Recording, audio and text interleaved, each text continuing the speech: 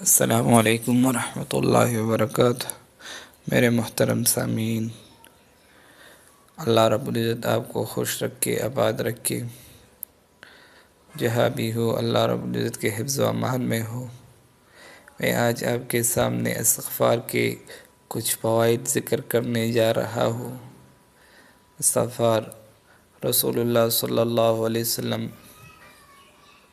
فرمایا کرتے تھے کہ میں روزانہ 100 مرتبہ استغفار پڑھتا ہوں۔ قد غفر اللہ ما تقدم من ذنبک وما تأخر۔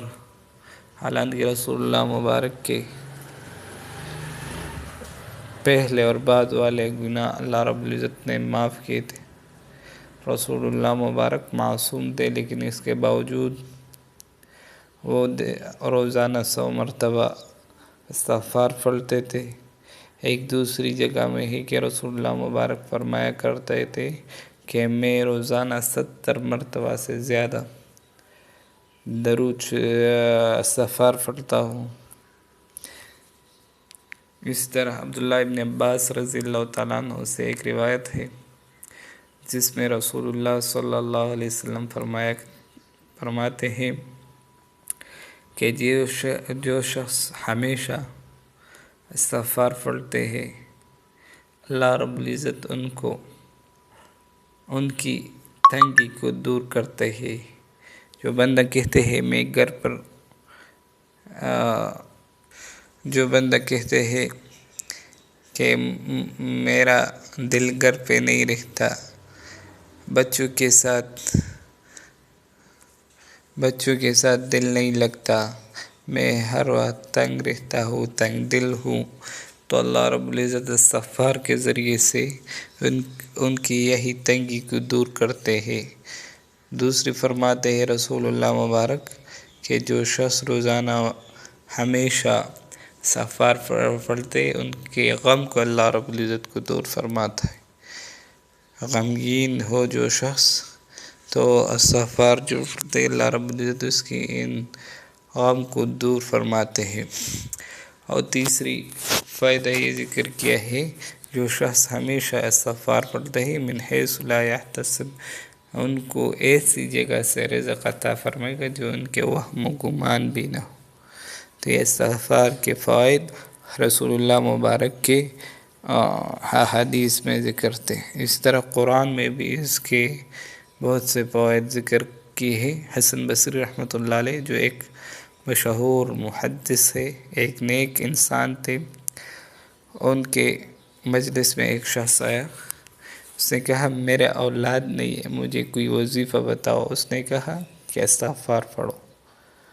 اس طرح دوسرا شخص آیا، اس نے کہا کہ میرے مال کی کمی ہے، مجھے کوئی وظیفہ بتاؤ، تو آپ نے فرمایا کہ استغفار پڑھو۔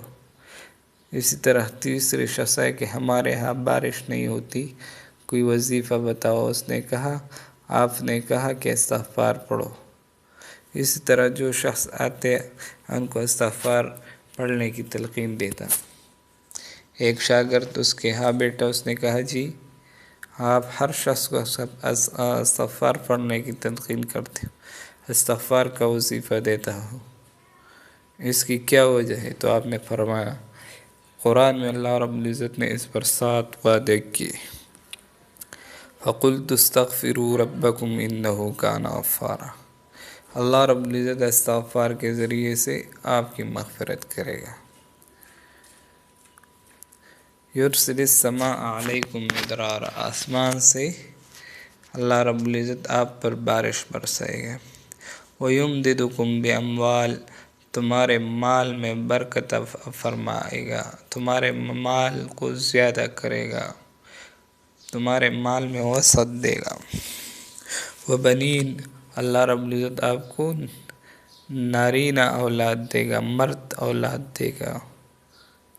وَيَجْعَلْ لَكُمْ جَنَّاتٍ، اللہ رب العزت آپ کو باغات دے گا، باغ نہیں باغات دے گا۔ وَيَجْعَلْ لَكُمْ أَنْهَارًا، اللہ رب العزت آپ کو نہریں دے گا، مطلب اتنا زمین دے گا کہ اس میں نہریں جاری ہوں۔ ما لکم لا ترجون للہ وقارا، او اللہ رب العزت تم کو کیا ہوا ہے کہ اپنے لیے عزت نہیں مانگتے، مطلب کہ اللہ رب العزت استغفار کے ذریعے سے آپ کو عزت بھی دے گا۔ تو یہ فوائد استغفار میں، استغفار اللہ رب العزت نے بہت کچھ اس میں رکھ دیا ہے، لیکن ہم اس کو پڑھتے نہیں، ہم اس کے وظائف کرتے نہیں۔